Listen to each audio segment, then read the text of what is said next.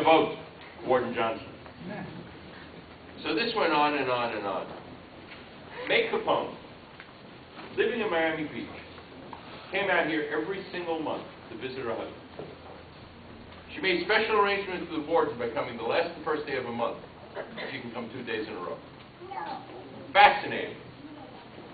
By 1939, November the 9th, 1939, Al Capone, sitting up in the cell, deemed a lunatic. Milton Beecher wrote a book called The Rock Doctor. It's a great book about a prison doctor. He's asked the question, why doesn't it say anything about Al Capone having syphilis?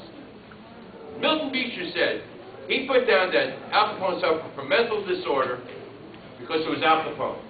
And he didn't want to do disservice to the name of Al Capone by stating that he had tertiary syphilis. So it's a fascinating thing. Even the doctor tried to protect Al Capone. By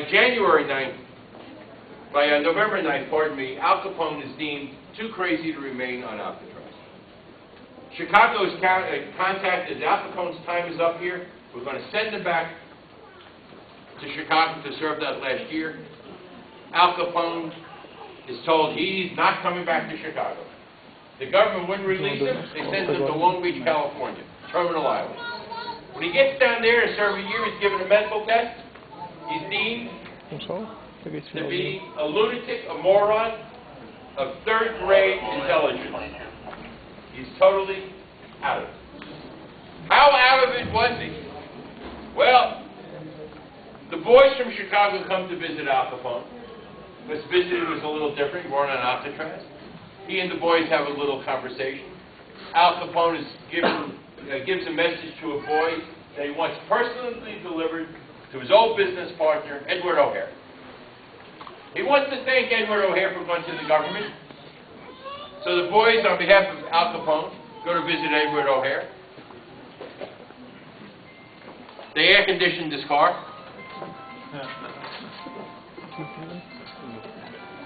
So how crazy was Al Capone to go to do this to Ed O'Hare? The police come in. I'll tell you how silly the police are. The police come in. Medical examiner has a tin cup. There's 84 bullets in it. And they want to know which bullet killed him. The medical examiner says, you got to be kidding me. He says, pick a bullet. We'll call that one the bullet. 84 bullets they killed Ed O'Hare with. So how crazy was he? Al Capone is finally released and he's sent home. He goes to Baltimore for 6 months to the hospital. Returns back, 1941, back to Miami Beach. Deemed a lunatic. The police chief of Miami Beach didn't want him. Begged J. Hoover to keep him in a mental institution. J. Hoover said, I have him long enough. It's your turn. I don't want him to buy. How crazy was Al Capone? Where did he get his money? Who remembers Geraldo Rivera? He opened a vault in Chicago. Found nothing. The back wall he found. How crazy was it? Where did he get his money? The estimates they had about $3 million stashed away, but nobody knows for sure. Nobody will ever know where the money came from. Frank Nitti took care of him. Frank Nitti, until his death, really supported Al Capone. The boys paid all of May Capone's bills. They supported him. But when Al Capone comes home, he has a tax lien from the United States Internal Revenue Service for $10,400,000. They put a lien on everything. He had paid his fines, his back taxes. They wanted more. So Al Capone puts on his suit, his hat. He's crazy. He's a lunatic.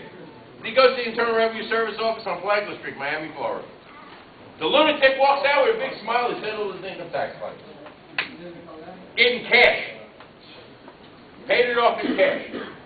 $10,400,000. We settled the claim for $9,800. So how crazy was he? Maybe that's what we will have to die.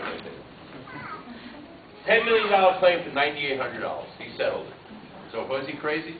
Now, when Capone goes back to Florida, he doesn't do very much down there.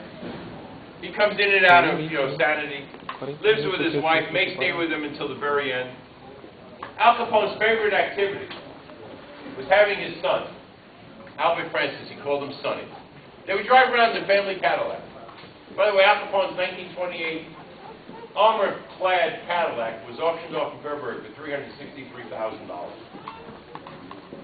They would drive around the Cadillac, and when you see a guy, Al Capone would see a guy, he'd say, Sonny, stop the car to get out of the car. Go over to the guy and say, hey, Bob, how are you?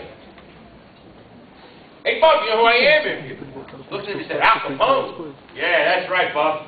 Walks over to the car and says, Sonny, Buff knew who I was. Take care of him. Sonny, get out of the car, run over. Hey, mister, open your hand. I got something from my dad. 10 cents. 10 cents was your reward to know Al Capone. That's where his mind had gone. The most prominent gangster in history. ¿Qué continúa ahí? 21st of January, 1947, Al Capone at home in Miami Beach suffering a stroke. Dying on January 25, 1947, just turning 48 years old. Cause of death listed on the death certificate was pneumonia. He died of syphilis. Buried in Mount Olivet Cemetery in Chicago. Died on the same day as Andrew Volstead, the father of Prohibition. Wow. Al Capone was 48 and Volstead was 84. Figure that one out. 1952, upon the death of Al Capone's mother, the role buried Mount Carmel Cemetery, Section 33. Go see it. You got to move a tree branch. He's there. He's waiting for you. He wants to know if you know anything about his life. So he did have an interesting life. So much about him that's unique. One of a kind. If you have any questions about anything to do with Alcatraz or any of our national parks, don't ever hesitate to ask. I thank you for spending the last hour with me. And on behalf of the National Park Service, thank you very much.